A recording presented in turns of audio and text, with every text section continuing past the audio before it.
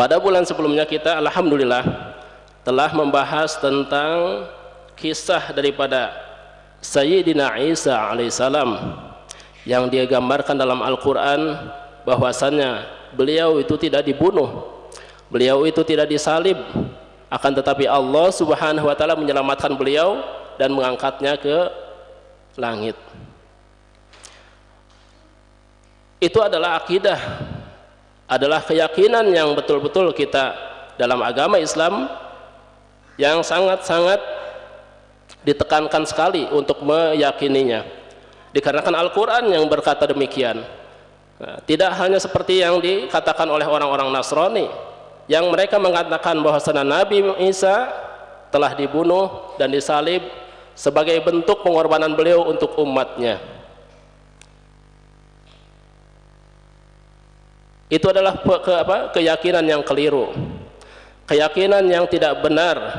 Maka Al-Quranul Karim membantah bahwasanya Nabi Isa itu tidak dibunuh, Nabi Isa tidak disalib, dan beliau malah diangkat dan diselamatkan oleh Allah subhanahu wa ta'ala ke langit.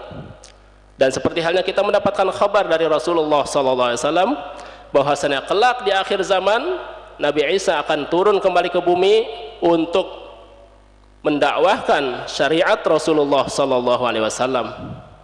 Maka Nabi Isa, begitu agungnya beliau, begitu mulianya Nabi Isa alaihissalam, sehingga Allah subhanahu wa ta'ala memberi kesempatan kepada beliau sebagai umat Rasulullah SAW kelak di akhir zaman. Maka ketika beliau turun ke dunia lagi, maka beliau akan membawa syariat dan mendakwahkan daripada syariatnya Rasulullah SAW, akan mengarahkan umat Islam ke dalam agama yang benar-benar diridhoi oleh Allah Subhanahu wa taala, dan akan menghancurkan kemusyrikan pada zaman itu nanti. Maka mudah-mudahan kita senantiasa bisa meyakini apa yang ada di dalam Al-Quranul Karim. Itulah yang telah digambarkan oleh Allah Subhanahu wa ta'ala dalam Al-Quranul Karim, bahwa Nabi Isa tidak dibunuh, tidak disalib, dan beliau bahkan diselamatkan oleh Allah Subhanahu wa ta'ala, diangkat ke langit. Itulah keyakinan yang harus kita miliki sebagai umat Islam.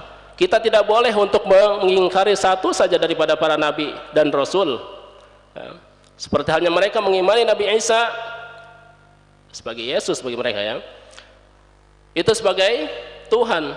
Akan tetapi kita sebagai umat Islam, sebagai umat Rasulullah SAW, sebagai umat yang meyakini dengan kebenaran Al-Quranul Karim, kita patut meyakini bahwasanya beliau bukan sebagai Tuhan, akan tetapi beliau adalah sebagai abduhu wa rasuluh. Beliau adalah sebagai hamba Allah Subhanahu wa ta'ala dan sebagai utusan Allah Subhanahu wa ta'ala, sebagai nabi dan rasul yang diangkat oleh Allah Subhanahu wa ta'ala, seperti halnya nabi dan rasul yang lainnya telah diangkat oleh Allah Subhanahu wa ta'ala. Bagaimana tidak mereka meyakini bahwasanya Nabi Isa mereka katakan sebagai Tuhan? Kenapa? Dikarenakan mereka mengatakan Nabi Isa memiliki keistimewaan, tidak seperti halnya yang lainnya. Apa keistimewaannya? Bahwasanya beliau dilahirkan tanpa ada ayah. Jadi Allah Subhanahu wa ta'ala meniupkan secara langsung roh ke dalam perut Sayyidah Maryam alaihissalam. Maka terjadilah tadi kehamilan pada Sayyidah Maryam tanpa ada seorang laki-laki yang menyentuhnya. Beliau adalah seorang yang afifah, beliau adalah seorang wanita yang suci, yang tidak pernah melakukan hal-hal yang negatif. Maka ketika Nabi Isa alaihissalam terlahir tanpa ada seorang ayah, mereka mengatakan bahwasanya ini adalah keistimewaan yang luar biasa. Maka diangkatlah mereka sebagai Tuhan. Padahal seperti yang kita dengar bahwasanya ada yang lebih istimewa daripada Nabi Isa alaihissalam. Siapa? Nabi Allah Adam alaihissalam. Beliau diciptakan langsung tanpa ada bapak, tanpa ada ibu. Coba bayangkan, siapa yang lebih istimewa, siapa yang lebih berhak untuk dituhankan kalau memang manusia harus dituhankan? Maka Nabi Adam alaihissalam adalah yang paling berhak untuk dituhankan ketika beliau diciptakan oleh Allah Subhanahu wa ta'ala tanpa ayah dan tanpa ibu.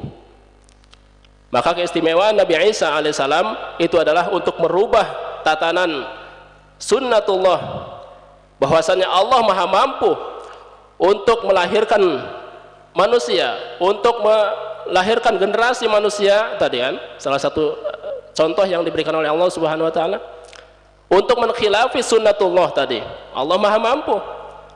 Sunnahnya atau juga apa? Biasanya bagaimana? Adanya kelahiran seorang anak itu pasti dikarenakan ada ibu dan bapak tadi kan. Maka adanya kelahiran Nabi Isa alaihissalam sebagai bentuk bahwasanya tidak mesti harus ada ibu dan bapak juga akan lahir sebagai anak tadi kan. Akan lahir seorang anak seperti halnya Nabi Isa alaihissalam tanpa ada seorang bapak. Begitu juga diciptakannya Nabi Adam alaihissalam tanpa ada seorang bapak atau ibu lagi-lagi tadi kan. Maka di situ ada keistimewaan kan. Ada orang yang dilahirkan tanpa bapak dan ibu, yaitu Nabi Adam alaihissalam. Kemudian juga ada yang ada bapak saja tanpa ada ibu, ada. Diciptakan langsung dari Nabi Adam, yaitu Siti Hawa, istri baginda Nabi Adam sendiri.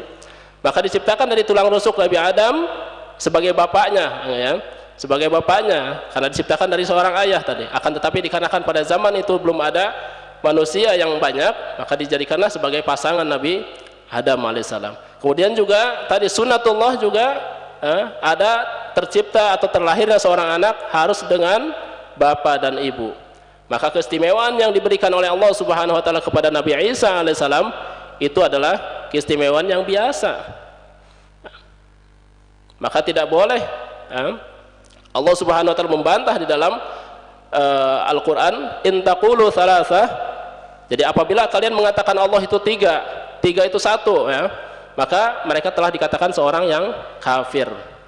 Dikarenakan Tuhan hanya Allah Subhanahu wa taala. Bahkan Nabi Isa sendiri, beliau datang turun mendakwahkan agama tauhid. Beliau mengatakan inni abdullahi wa rasuluh. Beliau ketika masih dalam keadaan bayi, beliau mengatakan inni abdullah wa rasuluh. Aku seorang hamba Allah dan Rasul yang akan diutus oleh Allah Subhanahu wa taala. Itu yang harus kita camkan, yang harus kita yakini bersama, bahwasannya keyakinan tentang disalibnya atau meninggalnya Nabi Isa itu adalah kabar yang tidak benar. Maka kita meyakini Al-Qur'an bahwasanya Nabi Isa itu diselamatkan oleh Allah Subhanahu wa taala dan kelak akan dikembalikan untuk membimbing umat Rasulullah sallallahu alaihi wasallam ke jalan yang Allah Subhanahu wa taala ridhoi.